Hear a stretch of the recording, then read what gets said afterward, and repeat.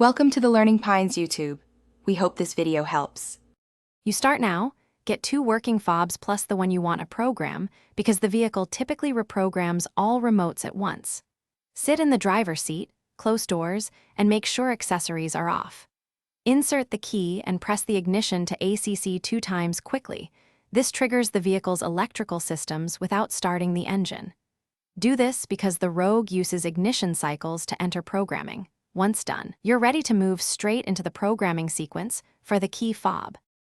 Once in programming mode, press and hold the lock button on each working remote for 1 second. This teaches the vehicle the transmitter codes. Then, within 5 seconds, press unlock on the new fob. The doors might lock or flash to confirm that the signal was learned. Repeat unlock for any additional remotes. Make sure to program all remotes during the same session because turning the ignition off will save only the remotes currently registered.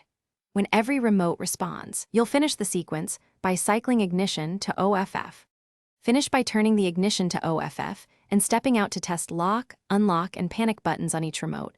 You should see door locks react or hazard lights flash.